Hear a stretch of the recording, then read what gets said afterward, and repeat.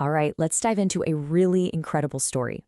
It's about a European nation that went from being, and I mean literally, one of the most sealed off countries on the entire planet to one of its hottest destinations. We are, of course, talking about the story of Albania. For nearly half a century, this place was a hermit kingdom, a fortress of paranoia and really strict ideology, almost totally cut off from the rest of the world. So the question we really have to explore here is a fascinating one. How did that country somehow become this?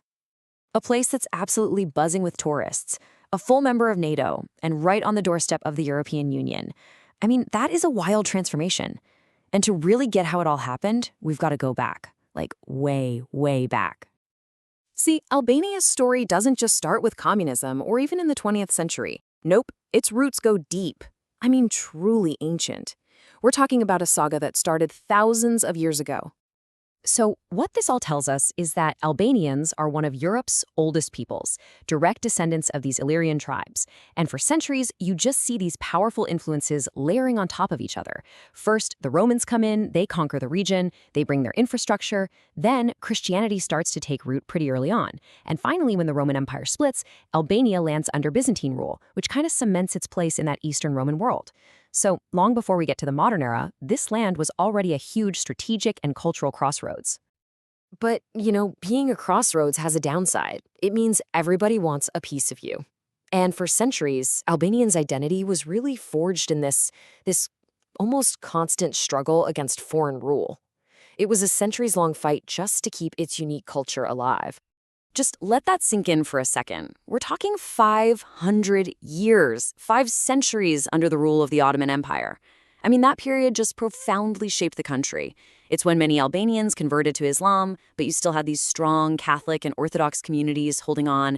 It was an incredibly long, defining era for the country. But even through all that, resistance was always bubbling under the surface. It was a constant theme. And nothing illustrates that spirit better than this quote from Albania's national hero, a guy named Skanderbeg. For 25 years, back in the 15th century, he led this just stunning rebellion against the Ottomans. He became a symbol of Albanian defiance that honestly still resonates to this day.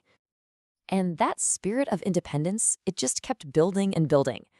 By the 1800s, you get this cultural and national awakening, something they call the Relinja.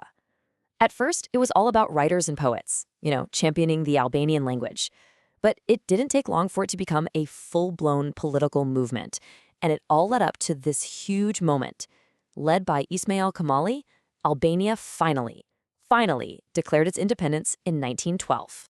But that independence was fragile, really fragile.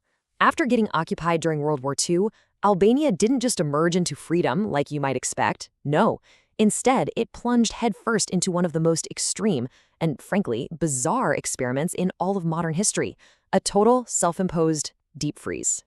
47 years. Just think about that. From 1944 all the way to 1991, a communist dictator named Enver Hoxha held the entire country in an iron grip. And this wasn't just, political isolation. This was psychological. An entire generation grew up being told day in and day out that the outside world was a constant existential threat. And that mindset, well, it would have some really profound consequences. See, for the regime, control had to be absolute. Total. So to get there, Hoxha did something pretty unprecedented. In 1967, he declared Albania the world's first official atheist state. Why? Well, religion was seen as a competing loyalty. You couldn't be loyal to God and the party. So mosques and churches, places that had stood for centuries, were just destroyed or repurposed. It was this brutal, systematic attempt to completely erase a huge part of the nation's identity. And look, if you need just one single number to really grasp the sheer paranoia of this regime, here it is. Over 173,000. That's how many concrete bunkers Hoxha built. The guy was obsessed, totally convinced that a foreign invasion was coming any day now, from Yugoslavia, the Soviets, NATO, you name it. So he just dotted the entire landscape with these eerie-looking concrete mushrooms, a permanent monument to fear. So when this paranoid fortress finally did crumble in 1991, it wasn't a smooth transition. It didn't collapse into some peaceful, stable democracy. Not at all. It was more like the lid flying off a pressure cooker that had been building for 50 years. And what came next was a decade of just pain, chaos, and near total collapse. You can just see the devastating domino effect here. It all started with this glimmer of hope, right? You have student protests that force the end of one-party rule. But then, the old state-run economy just completely implodes. And into that vacuum, these fraudulent pyramid schemes pop up. And remember, people had zero experience with market economies, so almost 2/3 of the entire population invested their life savings. When those schemes inevitably collapsed in 1997, the whole country just descended into anarchy. And the human cost was just staggering. Over 2,000 people died in the violence and chaos as military arsenals were literally looted by the public. I mean, this crisis completely shattered any trust people had left in their institutions, and it unleashed this massive wave of emigration. We're talking more than 1 million Albanians left the country in the years that followed. It was, without a doubt, the nation's absolute lowest point. But from those ashes, something pretty incredible started to happen. The story didn't end there in 1997. Albania began the long, really difficult climb back, turning its face once again toward the world, and specifically toward Europe. And this right here brings us full circle, back to that question we asked at the very beginning. Just look at this chart. From basically nothing, tourism has absolutely exploded. We're talking over 10 million visitors in 2024 alone. People are finally discovering the country's stunning coastlines, its deep history, and its incredible resilience. This tourism boom, it's become a powerful economic engine and a real symbol of the nation's rebirth. And it's not just about tourism. The political journey has been every bit as dramatic. Joining NATO back in 2009, that was a definitive break with its isolated past.